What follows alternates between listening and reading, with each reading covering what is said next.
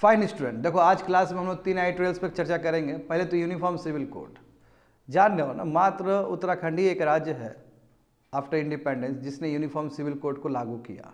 Bill हुआ है, act बनेगा अभी, उसके बाद पूरी तरीके से इम्प्लीमेंट किया जाएगा। बट दिक्कत ये है, क्या एक राज्य यूनिफॉर्म सिविल कोड ला सकता है? क्योंकि यूनिफॉर्म सिविल कोड जो कि आर्टिकल 44 में लिखा गया है वो तो सेंटर को बोला है शायद, ऐसे क्रिटिक सवाल उठा रहे हैं। और उसमें देखो उत्तराखंड ये यूनिफॉर्म सिविल कोड में लिविंग रिलेशन के बारे में भी दिया गया है, जो कि बहुत ज़्यादा ही इस बार हाईलाइट रहा है। समझ रहे हो ना इस बात को? तो इसको डिटेल्स में देखेंगे, इसलिए लिविंग रिलेशंस के लिए बहुत ही स्ट्रिंजेंट प्रोविजंस है इसके अंदर। उसका देखते 41। अच्छा देखो, ये डिलिमिशन कमीशन अभी तक कितना 3 बार बन चुका है, हम पॉलिटी में पढ़ चुके हैं। और जो चौथा जो बनेगा वो 2026 के बाद ही बनेगा। इसके लिए 84th अमेंडमेंट किए थे, उससे पहले 42nd अमेंडमेंट किए थे। अमेंडमेंट कर करके इसको बढ़ाया गया। और अब जो हुआ, जो भी डिलिमिशन कमीशन बैठेगा वो 2026 के बाद ही बैठेगा। इसका मतलब जो भी महिला आरक्षण बिल पास हुआ पार्लियामेंट से वो 2029 के लोकसभा में ही अप्लाइड होगा, नंबर 1। और जो भी 2026 के बाद जो भी सेंसस आएगा उसके हिसाब से डिलिमिशन कमीशन अपना काम करेगा। तो यही हो सकता है, एक रीजन यही हो सकता है कि 2021 में भी सेंसस नहीं आया हो, क्योंकि यदि अभी सेंसस आता तो ये लागू नहीं हो सकता था। सेंसस 2026 के बाद ही फ्रेश सेंसस लागू होगा। तो 2026 जैसे नॉर्मली क्या होता है, 10 ईयर्स में सेंसस आता था, उससे पहले 2001 में आया, फिर 2011 में आया, कायदे से 2021 में आ जाना चाहिए था, कोविड के वजह से थोड़ा डिस्टर्ब हुआ। तो अभी नहीं आ रहा है, अभी 2024 चल रहा है। तो हो सकता है कि मोदी जी के अंदर या फिर सरकार के माइंड में ऐसा हो कि 2026 में डिलिमिशन कमीशन होगा, इसलिए बाद ही में करते हैं, ताकि वो आकर हम उस हिसाब से लगाएं, आगे उसको यूज़ करें मे भी। तो देखते हैं कि यदि डिलिमिशन कमीशन बैठता है 2026 के बाद तो क्या क्या प्रॉब्लम्स होंगे। जानते हो साउदर्न स्टेट्स को बहुत नुकसान होने वाला है इससे, समझे। एंड लास्ट वन देखो, सरकार सही ट्रैक पे चल रही है फिस्कल डेफिसिट को लेकर। सरकार ने क्या बोला, 2025 और 26 तक हम 4.5% GDP का कर देंगे। और अभी देखो इस बार 5.1 किया गया, इससे पहले 5.8, पहले 5.9 था, रिवाइज एस्टिमेट करके 5.8 किया गया। तो सरकार बहुत सही दिशा में जा रही है फिस्कल डिफिसिट को लेके। तो यही 3 विषय आज हम लोग एडिटोरियल्स में कवर करने वाले हैं स्टूडेंट्स। फर्स्ट देखो 40 GS paper 2 constitution and polity, Hindu paper में आया था ये। हाँ, उत्तराखंड ने uniform civil code bill pass कर दिया। अब बिल्कुल ये एक तरह से नज़ीर है बाकी राज्य के लिए, स्पेशली बीजेपी जहाँ जहाँ जिस स्टेट्स में, उसके लिए भी एक नज़ीर है कि आप लोग भी पास करो, या फिर बाकी भी जो राज्य है वो भी कर सकता है, नंबर 1। दूसरी बात है कि देखो, जैसे कि मैंने कहा है कि ये बिल जब एक्ट बनेगा, गवर्नर का जब उसमें मोहर आ जाएगा, एसेंट लग जाएगा, जब ये एक्ट बनेगा तो उत्तराखंड पहला राज्य बनेगा भारत का, है ना, जो पहली बार इस तरह का यूनिफॉर्म सिविल कोड पास किया हो। क्योंकि जो गोवा है, गोवा को जो यूनिफॉर्म सिविल कोड गोवा के अंदर है वो इनहेरिटेंस, वो पोर्टुगीज से आया है, वो विरासत से आया, वो लाया नहीं है, वो विरासत से आया है। तो राज्य के मामले में उत्तराखंड पहला राज्य है यदि वो एक्ट बन जाए तो। अब जब ये यूनिफॉर्म सिविल कोड आया, इसका मतलब क्या कॉमन लॉ होगा, मैरिज पे, डाइवर्स पे, लैंड पे, प्रॉपर्टी पे, जो भी इनहेरिटेंस राइट्स है सबके लिए बराबर होगा, इरेस्पेक्टिव ऑफ ऑल फेथ्स। हाँ, मगर इसमें एक्सेप्शनल ये है कि जो ST है, जो तुम्हारा वही 2-3% आबादी है स्टेट पॉपुलेशन का, उसके ऊपर लागू नहीं हो रहा है, ST के ऊपर लागू नहीं हो रहा है। तो क्रिटिक्स यहाँ पे भी क्रिटिसाइज कर रहे हैं इस चीज़ को लेके कि ST पे क्यों नहीं लागू होगा, क्योंकि इस ST का जो कस्टम्स है बहुत डिफरेंट है, इसलिए वहाँ पे लागू नहीं किया गया। बट हिंदू, मुस्लिम, सिख, ईसाई जो भी रह रहे हैं वो सब पे लागू हो गया। मतलब यदि एक्ट बन जाए तो सब पे लागू हो जाएगा। समझ में आया ना ये चीज़? तो जो चीफ मिनिस्टर है वहाँ के, वो बोल रहे हैं कि ये नॉन पार्टीजन और नॉन डिस्क्रिमिनेटरी सोसाइटी इससे बनेगा, मेल और फीमेल सब बराबर हो जाएंगे यहाँ से। आगे देखो तो क्या क्या साइलेंट फीचर्स है ये यूनिफॉर्म सिविल कोड में। तो सबसे देखो फर्स्ट पॉइंट वही लिखा गया है कि ST को छोड़ के, क्योंकि शेड्यूल ट्राइब्स का तरीका अलग है, मैरिज, डाइवोर्स, तो ये जो यूनिफॉर्म सिविल कोड यदि एक्ट बनता है तो ST पे लागू नहीं होगा, इसको एक्सेप्शन दिया गया है। दूसरी बात है कि जो शादी का जो उम्र है, गर्ल के लिए कितना है तुम्हारा 18 ईयर्स और बॉयज़ के लिए कितना 21 है। हम जानते हैं कि बहुत सारे धर्म में, जैसे इस्लाम हो गया, इस्लाम में 14-15 ईयर्स में ही शादी हो जाता है।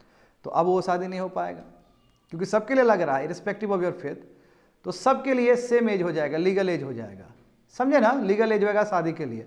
और इनहेरिटेंस राइट्स दोनों मेल और फीमेल दोनों को मिलेगा। जैसे अभी मुसलमान का क्या है, मुस्लिम का क्या है कि 25% गर्ल्स में डिस्ट्रीब्यूट होता है, 75% इधर मेल को जाता है, तो अब बराबर हो जाएगा।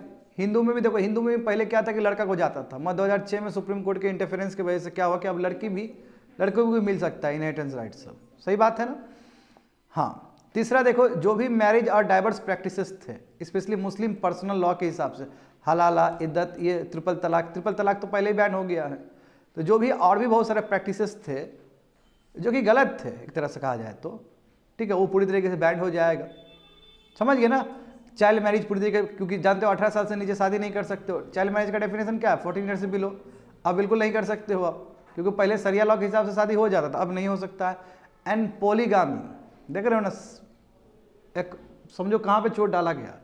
अब पॉलीगामी बिल्कुल नहीं करना। पॉलीगामी मतलब एक लड़का यदि एक से अधिक शादी करता है उसको हम पॉलीगामी कहते हैं। तो पॉलीगामी बिल्कुल भी नहीं हो सकता है, क्योंकि ऑल आर इक्वल्स, समझे ना, इरेस्पेक्टिव ऑफ योर रिलीजन। आपका डाइवर्स है ना, diverse, marriage, adoption, inheritance right सबके लिए बराबर हो जाएगा। हाँ, मगर वेरी वेरी इंपॉर्टेंट पॉइंट, यदि कोई लिविंग रिलेशन में कोई कपल रहा है, उससे कोई बच्चा हुआ तो बच्चा लेजिटिमेट होगा। ऐसा नहीं कि बच्चा को मान्यता मिलेगा लॉ के हिसाब से, और प्लस उन लोग को भी लीगल इनहेरिटेंस राइट्स मिलेगा। ये अच्छी बात है। लिविंग रिलेशन से कोई बच्चा क्रिएट हो रहा है, बच्चा का बर्थ हो रहा है, तो उसको भी इनहेरिटेंस राइट्स मिलेगा स्टूडेंट।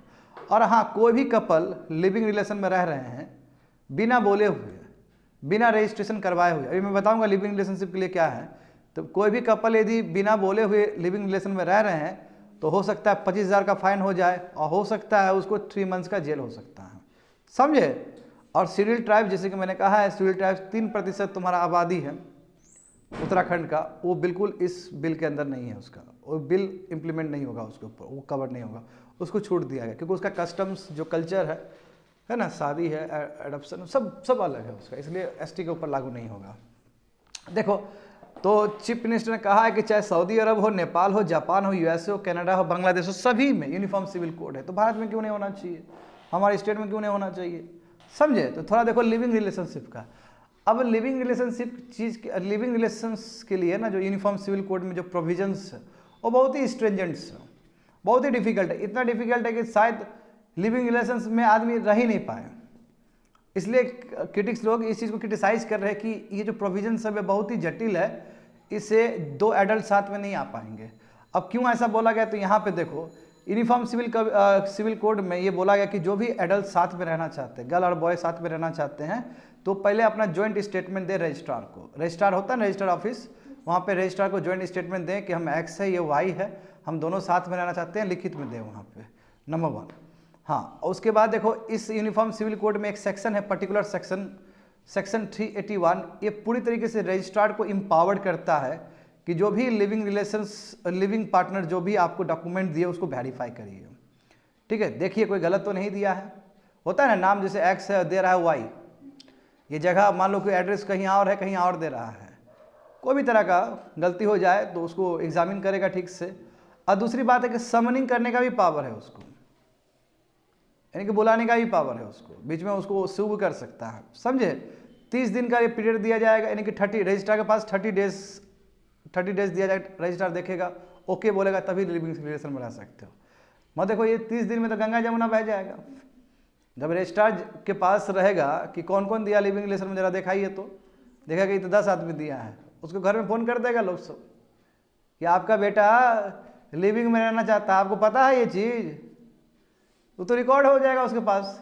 वही स्पेशल मैरिज एक्ट में जो हो रहा था, नोटिस बोर्ड लग रहा था ना वहाँ पे, वही सेम हो जाएगा यहाँ पे। बात समझो ना, समझे। तो प्रॉब्लम हो जाएगा, वही सबसे बड़ा प्रॉब्लम ये हो जाए 30 दिन का जो दिया गया स्टेट अथॉरिटी को, है ना, कि वो रजिस्ट्रार रखने के लिए।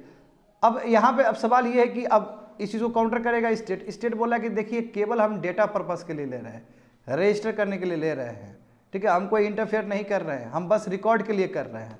मगर 30 दिन का जो पीरियड है वो 30 दिन का पीरियड में बहुत कुछ हो सकता है, ऐसा क्रिटिक्स का मानना है। समझे। और हाँ, कोई लिविंग कपल यदि अलग भी होना चाहता है, जैसे कोई लिविंग रिलेशन में कोई अलग भी होना चाहता है, तो प्रोसीजर सेम ऐसा ही कुछ होगा।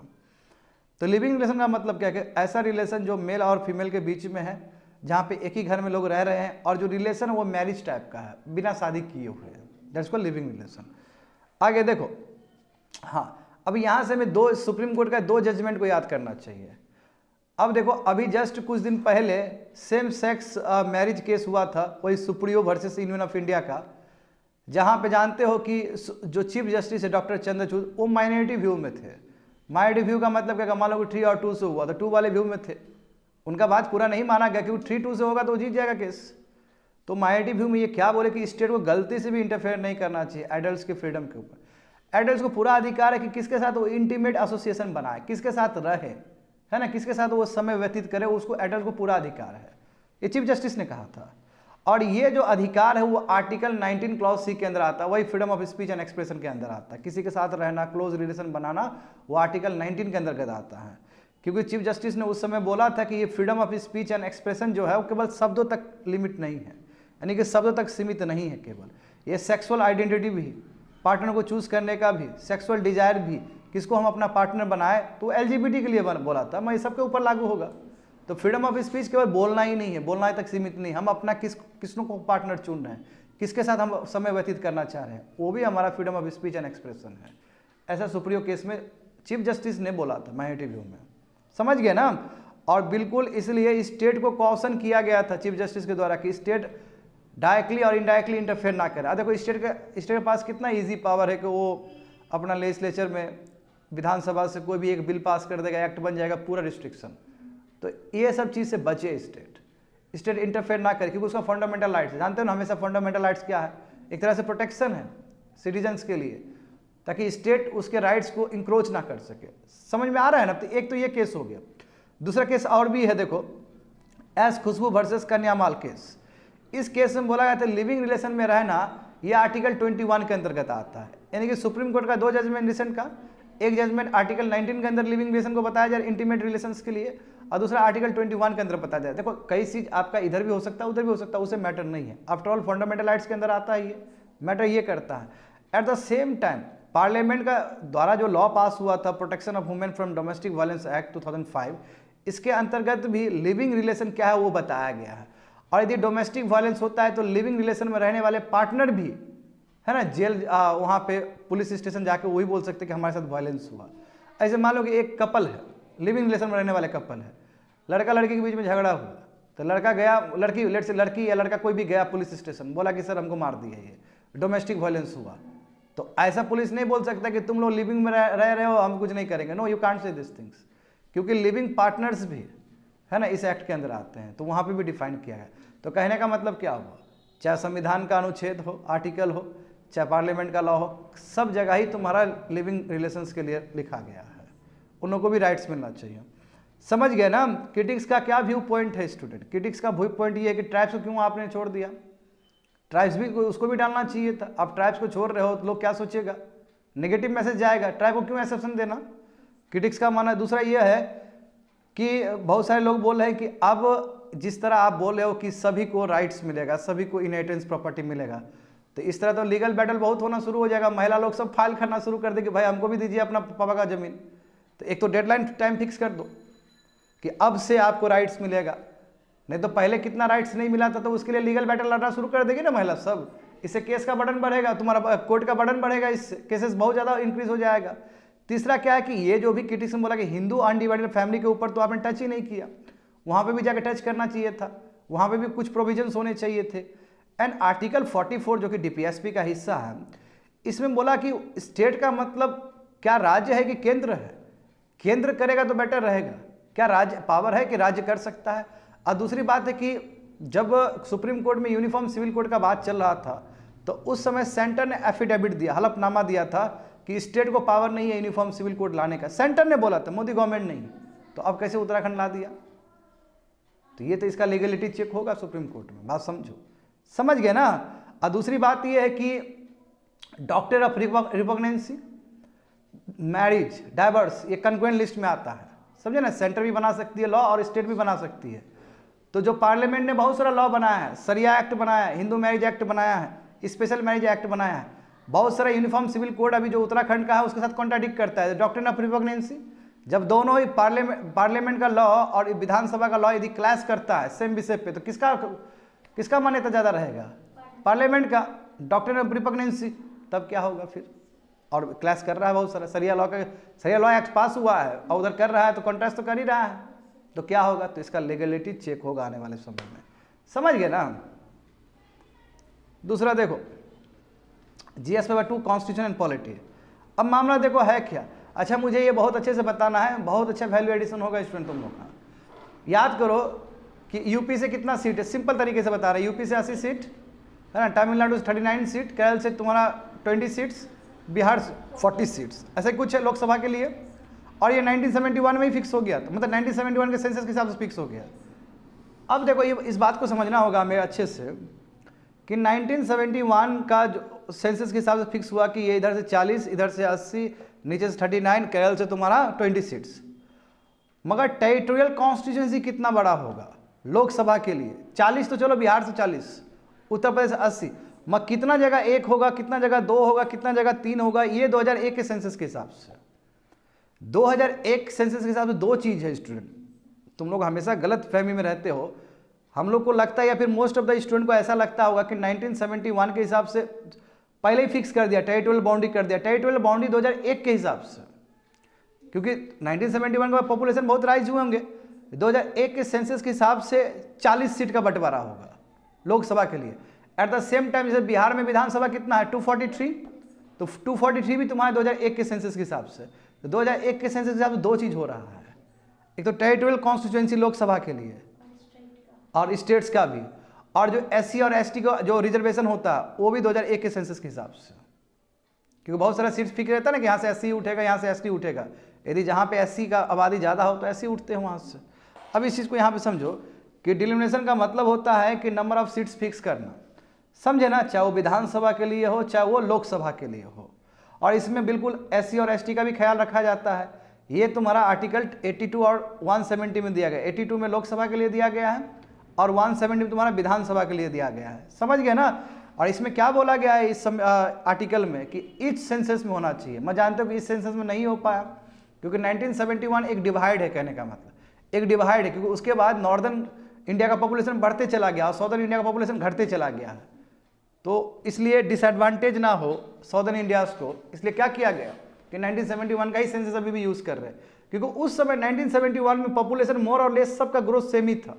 71 के बाद साउदर्न स्टेट्स और डेवलप होना शुरू कर दिए और नॉर्दर्न इंडिया उतना डेवलप नहीं हुआ। नॉर्दर्न इंडिया अभी भी बहुत पीछे है इकोनॉमिक डेवलपमेंट में, पर कैपिटा में, कैपिटल में, हर एक चीज़ में नॉर्दर्न इंडिया बहुत पीछे है और खाली पॉपुलेशन ज़्यादा है। तो इसी का फायदा हो जाता है फाइनेंस कमीशन के उसमें भी, डिविजिबल पूल में भी, हम जानते हैं इस बात को।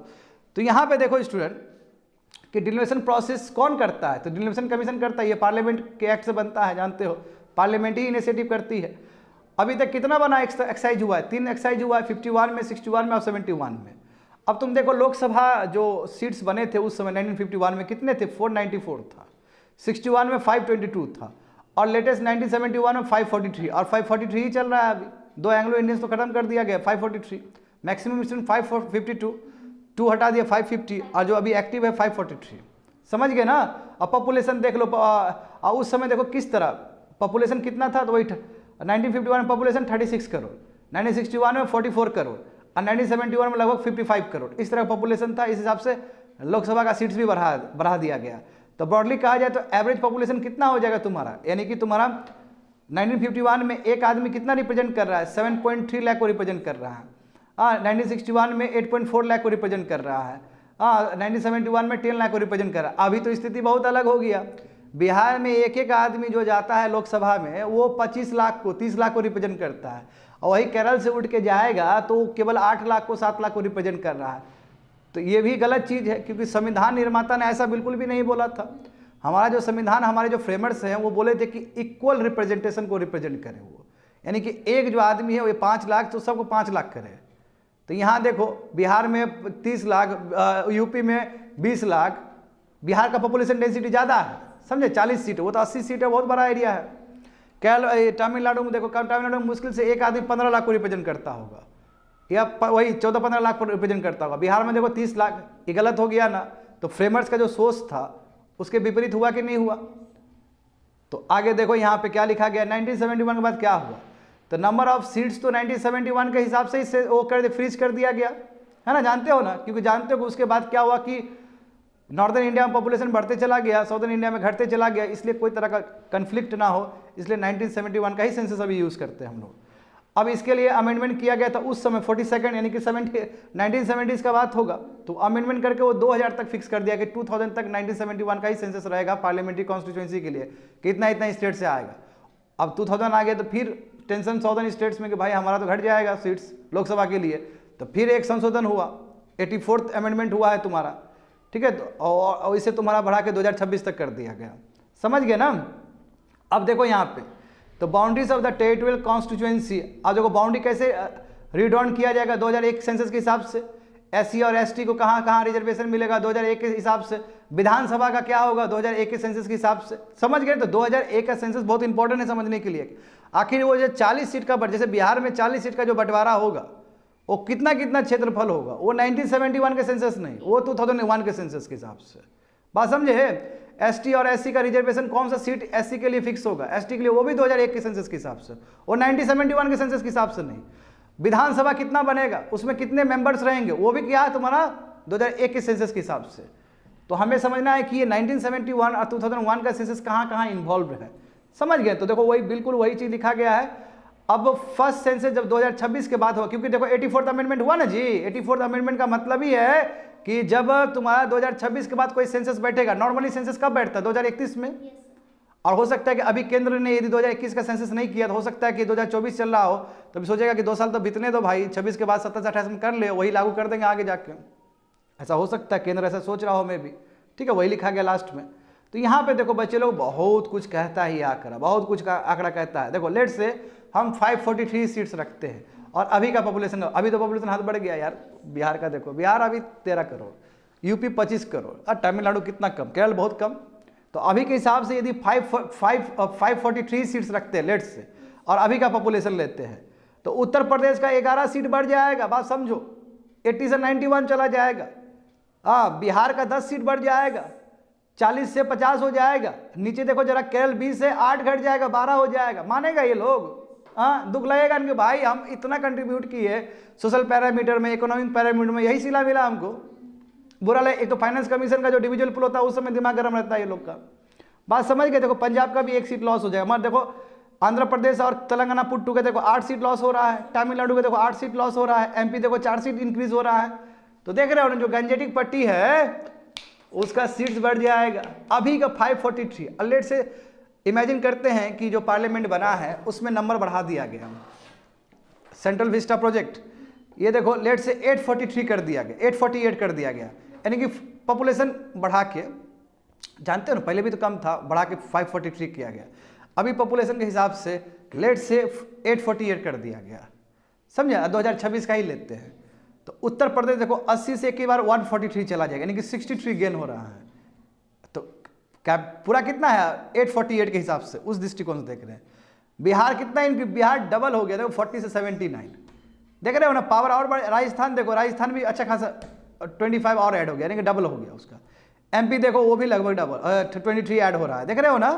तमिलनाडु देखो कुछ ज़्यादा ऐड नहीं है, 10 ही ऐड हो रहा है, 10 ही केवल ऐड हो रहा है, ये 10 ऐड हो रहा है। यूपी देखो 63 ऐड हो रहा है, देखो केरल तो कुछ ऐड नहीं हो रहा है। अब बताओ, तो ये तो साफ साफ है ना कि साउदर्न इंडिया को किस लेवल पे जाएगा, नुकसान जाएगा। तो ये लोग तो हमेशा यही सवाल पूछता है। डिविजुअल पूल में भी फाइनेंस कमीशन जिस हिसाब से डिस्ट्रीब्यूट करते तो उस समय भी क्वेश्चन ये रहता है। तो आगे देखो मैटर क्या है फिर। तो इसलिए बोला गया कि डिलिमिनेशन जब होगा ना तो ये फीलिंग ऑफ डिसअचीवमेंट मिलेगा, यानी कि बहुत एंगर फील हो जाएगा ये लोग कि भाई हम मेहनत किए, हमको कुछ नहीं मिला। तो वही बोल रहा है कि यदि इस तरह का डिलिमिनेशन हो तो जाहिर सी बात है उत्तर प्रदेश, बिहार, मध्य प्रदेश, राजस्थान का बढ़ेगा as compare to southern states. इससे प्रॉब्लम हो सकता है ना। ये लोग बोल सकते अब, क्योंकि जाहिर सी बात है, आज बच्चा सुबह डिबेट कर रहा था, अरे भाई वो लोग को प्रॉब्लम होगा, क्यों नहीं प्रॉब्लम होगा, बहुत प्रॉब्लम होगा। बोला है कि मतलब मेहनत करने का सजा ये मिलता है कि हमारा पावर कम हो जाए। अब जो लोग यहाँ चुन के जा रहा है तो वो पावर ही ना है जी, उसका सेंट्रल गवर्नमेंट में कंट्रोल है, उसका संख्या बल से ही तो सरकार बनता है। तो यहाँ देखो मेन वही चीज़ है, देखो तो रिप्रेजेंटेशन लॉस हो जाएगा। यही कारण है कि उस समय भी बात हुआ था, इसलिए 1971 के सेंसस पे उसको फिक्स कर दिया गया था। आगे देखते आए क्या होता है, आगे जो भी सेंसस होगा तो उसमें जाहिर सी बात है कि ज़्यादा तो पॉपुलेशन नॉर्दर्न इंडिया का ही है, तो ये प्रॉब्लम आगे भी तुमको देखने को मिलेगा। हाँ, सबसे बड़ा सवाल है कि दूसरे कंट्री में कैसे प्रैक्टिस किया जाता है, बाकी कंट्री में किस तरह प्रैक्टिस होता है। तो थोड़ा यूनाइटेड स्टेट्स का देख लेते हैं। यूनाइटेड स्टेट्स में 1913 में 535 सीट्स था, वही वहाँ का लोकसभा का, यानी कि हाउस ऑफ रिप्रेजेंटेटिव्स का। जानते हो ना, वहाँ पे भी दो है house of representatives and senate house, है ना। तो देखो 1913 में 435 था, अभी भी लगभग 435 सीट्स है, सेम है। पॉपुलेशन देखो कितना बढ़ा, 1911 में पॉपुलेशन वहाँ पे 9.4 करोड़ था, वो बढ़ के तुम्हारे 33 करोड़ 33 पॉइंट, यानी कि कह सकते हो 33 करोड़ बढ़ा। मगर इसमें देखो ये अंतर क्या है, यूनाइटेड स्टेट्स में पॉपुलेशन कोई सब स्टेट का लगभग बराबर बढ़ा है, बहुत बड़ा ग्रोथ नहीं है। हमारा इंडिया देखो, यूपी का बढ़ा, बिहार का बहुत बढ़ गया, केरल का बहुत घट गया, तो यहाँ तुमको स्क्यूड दिखेगा, बहुत बड़ा गैप दिखेगा। मगर जो यूनाइटेड स्टेट के 50 स्टेट्स में है, उसमें जो पॉपुलेशन ग्रोथ हुआ उसमें बहुत बड़ा गैप नहीं है। एग्जाम्पल के थ्रू समझो तो सीट्स का वो रिडिस्ट्रीब्यूशन होता है इक्वल प्रोपोर्शन से, जिसका इसका संख्या ज़्यादा बड़ा उस हिसाब से। मैं देखो यहाँ पे तुमको बताएंगे, जैसे देखो 2020 में सेंसस हुआ वहाँ पे, और उसके बाद फिर से रिडिस्ट्रीब्यूट किया गया, तो 50 स्टेट में 37 स्टेट से जितने लोग जा रहे थे अभी भी उतना ही जा रहे हैं, तो इसका मतलब 13 सीट बचा। अब 13 सीट में थोड़ा सा माइनर एडजस्टमेंट हुआ है। एग्जाम्पल देखो, टेक्सास को 2 सीट्स एक्स्ट्रा मिला है, 5 जो स्टेट्स है उसको 5 जो दूसरे स्टेट्स होंगे उसको 1 सीट मिला है, 7 स्टेट उसका 1 सीट लॉस हुआ है, तो कोई बहुत बड़ा बात तो नहीं हुआ है। मात्र एक टेक्सास उसको 2 सीट एक्स्ट्रा मिला है, और किसी स्टेट में 1 सीट घटा है, किसी स्टेट को 1 सीट मिला है, तो कोई बहुत बड़ा तुमको यहाँ पे ऊपर नीचे देखने को नहीं मिल रहा। अब देखो यूपी में देखो कितना बढ़ जाएगा, फिर केरल में कितना घट जाएगा, ये चीज़ तो नहीं है यहाँ पे, ठीक है। तो ये यूनाइटेड स्टेट्स। अब देखो जहाँ तक सवाल है सीनेट का, तो वहाँ सीनेट जहाँ तक तुम छोटा हो बड़े हो 2 जाएगा मेंबर, है ना। कोई भी सीनेट में क्या है कि छोटा रहे, इनफैक्ट हवाई से भी इतना छोटा है, हवाई से भी 2 मेंबर जाएगा वहाँ पे। अब थोड़ा देखते हैं यूरोपियन यूनियन में क्या परंपरा है। यूरोपियन यूनियन जानते हो, पहले 28 मेंबर था, अब 27 हो गया है।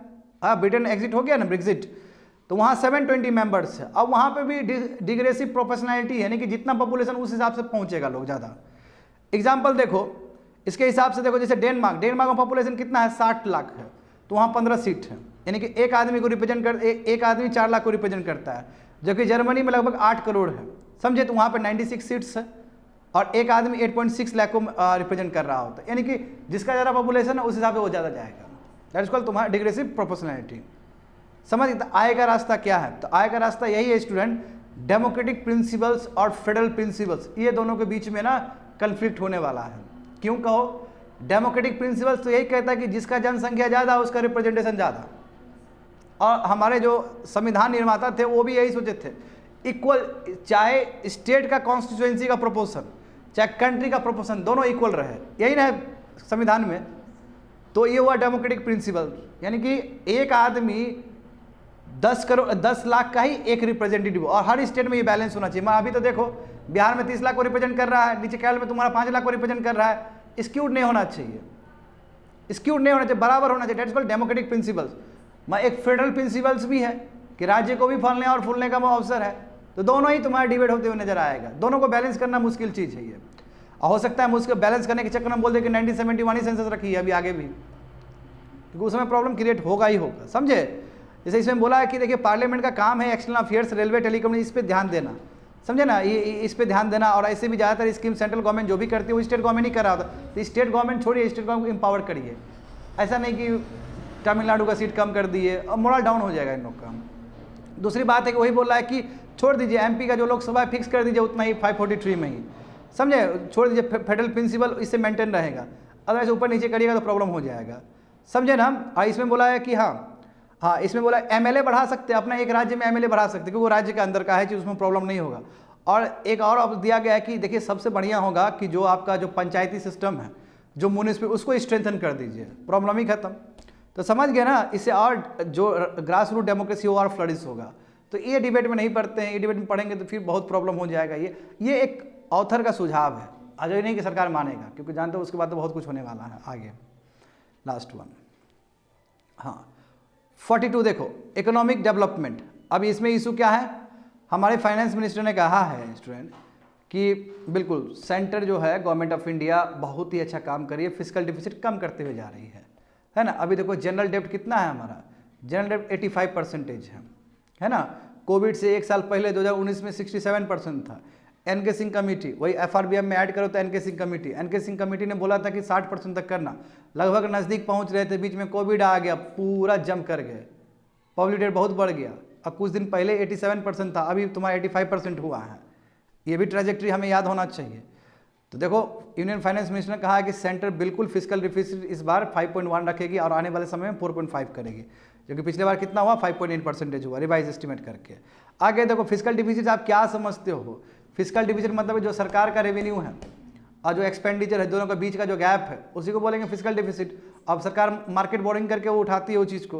तो देखो इस बार जो रेवेन्यू, जो टोटल रेवेन्यू जो कमाई हुआ हमारा, कमाई का मतलब क्या है कि या तो टैक्स रेवेन्यू या फिर नॉन टैक्स रेवेन्यू दोनों जोड़ के कितना हुआ 31 लाख करोड़। 31 लाख करोड़ हमारा रेवेन्यू था, एक्सपेंडिचर कितना था 47 लाख करोड़, तो लगभग 17 लाख करोड़ का गैप हुआ बीच में, समझे। और उसमें तुम्हारा जो टैक्स रेवेन्यू रिसीव्ड है वो 26 लाख करोड़ का है। तो tax revenue received 26 lakh crore का और plus non tax revenue received तुम्हारा वही 4 लाख होगा, अच्छा 5 लाख होगा, वही दोनों जोड़ के 31 लाख करोड़ हुआ है। बात समझो इस चीज़ को। एक्सपेंडिचर कितना है 48 लाख करोड़, तो कितना गैप हुआ 17 लाख करोड़। 17 लाख करोड़ कहाँ से उठाएगा सरकार? मार्केट से। उसी को हम फिजिकल डिफिसिट कहेंगे। अब फिजिकल डिफिसिट जानते हो कैपिटल रिसीव्ड के अंदर आता है, याद है ना सभी चीज़। हाँ, तो ये देखो यहाँ पे तुमको पता चल जाएगा बहुत सारा चीज़ कि पब्लिक डेप्ट कैसे फिजिकल डिफिसिट से अलग है। अरे physical deficit over the period public डेप्ट बनता है, क्योंकि कर्ज लिए तो पेमेंट करना है, और पेमेंट तो जो इंटरेस्ट पेमेंट तो ज़्यादा सर जाता है उसी में जाता है हमारा, है तो वही बढ़ते जाएगा कर्ज बढ़ते जाएगा, वही पब्लिक डेप्ट बन जाएगा, समझे ना। तो वही देखो वही बोला फिजिकल डिफिसिट का मतलब है कि जीडीपी का कितना परसेंटेज कर्ज लिया है, कितना लेंडर्स को लौटाना है, समझे। आगे देखो इस फिगर को, अच्छा नीचे अभी आएगा फिगर। एफआरबीआई में क्या बोला गया था? देखो जो मैंने कहा है एफआरबीआई में यही ना बोला था कि सरकार और स्टेट गवर्नमेंट और सेंट्रल गवर्नमेंट दोनों मिलकर 60%, सेंटर के लिए 40% और स्टेट के लिए 20%, है ना। और अभी देखो जान रहे हो कि अभी कितना 85% हो गया है, ठीक है। आगे बढ़ो, ये फिगर देखो, ये इसको जूम करो, सोर्सेस ऑफ देखो वहाँ पे फिगर देखो, अच्छे से जूम करो ये। हाँ, जैसे कि मैंने कहा कि 17 लाख करोड़ मार्केट से उठाया गया, तो 17 लाख करोड़ में 11 लाख करोड़ देखो मार्केट बोरोइंग जीसेक, वही गवर्नमेंट सिक्योरिटीज वो करके लिया गया है, समझे। वो कितना है तुम्हारा, हाँ देख रहे हो 11 लाख करोड़। उसमें से चौथा नंबर देखोगे तो सिक्योरिटी अगेंस्ट स्मॉल फिल्म, वही कन्या समृद्धि योजना सब पेंशन फंड्स जो कि पब्लिक अकाउंट के अंदर रहता है, वहाँ से तुम्हारा लगभग 5 लाख करोड़ रुपया लिया गया है। तो 11 लाख करोड़ प्लस 5 लाख करोड़ लगभग मैं बोल रहा हूँ कितना हुआ 16 लाख करोड़। 1 लाख करोड़ तुम्हारा छोटे छोटे जगह से लिया गया, जैसे ट्रेजरी बिल ऑफर करके, है ना, स्टेट प्रोविडेंट फंड से। एक्सटर्नल डेब्ट देखो बहुत कम है, यहाँ से तुम्हारा 1 लाख करोड़ लिया गया। तो ये तुम्हारा ब्रॉडर कैटेगरी है, कहाँ कहाँ से तुम्हारा बोरोइंग किया गया है फिजिकल डिफिसिट को ब्रिज करने के लिए। समझ में आ गया ना ये चीज़। आगे देखो, तो सर आरबीआई का क्या काम है? तो आरबीआई हमेशा गवर्नमेंट ऑफ इंडिया के बिहाफ में काम करती है, वही तुम्हारा जानते हो सेंट्रल बैंक ही तुम्हारा गवर्नमेंट सिक्योरिटी सब बेचती है ना। ये ट्रेजरी बिल, क्योंकि ट्रेजरी बिल भी गवर्नमेंट सिक्योरिटी है, उसका दाम जो 365 दिन से कम होता है ट्रेजरी बिल्स का। मगर आरबीआई कभी भी प्राइमरी मार्केट से नहीं खरीदती है गवर्नमेंट बॉन्ड्स। आरबीआई को यदि बॉन्ड खरीदना हो तो सेकेंडरी मार्केट से खरीदती है। प्राइमरी मार्केट समझ रहे हो ना, यदि सरकार दे रही है तुरंत तो वो नहीं खरीदेगी। यदि सेकेंडरी मार्केट में है, यानी कि शेयर मार्केट में, देन आरबीआई कैन परचेस। समझ गए ना। मॉनेटरी पॉलिसी का काम क्या है? मॉनेटरी पॉलिसी का काम ये है कि किसी तरह गवर्नमेंट, यानी किसी तरह लिक्विडिटी देना, लिक्विडिटी सक करना, ताकि तुम्हारा इन्फ्लेशन सब मेंटेन रहे। आगे देखो तो थोड़ा ये देख लो, आखिर फिजिकल डिफिसिट क्यों मैटर करता है किसी भी सरकार के लिए। देखो ज़्यादा फिजिकल डिफिसिट हो जाएगा तो इन्फ्लेशन आ जाएगा कंट्री में। इन्फ्लेशन आ गया तो बहुत गलत बात है। हाँ, डेवलपिंग कंट्री में बहुत ज़्यादा इन्फ्लेशन हो जाएगा तो प्रॉब्लम हो जाएगा जी, तो उसका आपका करेंसी फिर डिप्रिशिएट कर जाएगा। समझ गए ना। तो इसलिए सरकार अपना फिजिकल डिफिसिट को चाहती है कि कम करे, ताकि इसका इन्फ्लेशन पे असर ना पड़े। समझ गए ना। दूसरी बात है कि यदि फिजिकल डिफिसिट जितना कम होगा उतना बेटर सोवरेन रेटिंग्स मिलेगा। बाहर होते हैं ना क्रेडिट रेटिंग्स, मूडी सब है ना, मूडी सब देता है ना, S&P standard and poor rating सब, तो जितना, हाँ फिजिकल, हाँ बिल्कुल फिच रेटिंग सब, तो इसे अच्छा रेटिंग मिलेगा। समझे ना। फिजिकल डिफिसिट इसलिए कम होना चाहिए। आगे देखो, अब देखो सरकार का कोशिश वही होना चाहिए कि सरकार यदि कम पैसा लेगी तब ना कम इंटरेस्ट पेमेंट देगी। यदि सरकार बहुत कर्ज ले रही है तो बहुत इंटरेस्ट पेमेंट करना पड़ेगा, तो वो भी तो पैसा बेकार में ही जा रहा है। एक चीज़ ये हो गया। और इसलिए कभी भी देखो वही लिखा है कि लोअर फिजिकल डिफिसिट हो तो सरकार के लिए बहुत फायदा है कि उसका बॉन्ड बाहर भी अच्छे से बिक सकता है, क्योंकि कोई भी बाहर का लोग खरीदेगा बॉन्ड को तो देखेगा कि उस कंट्री में फिजिकल डिफिसिट कितना है। तो फिजिकल डिफिसिट जितना कम हो उतना इन्वेस्टर बूस्टअप होता है। कंप्लीटेड।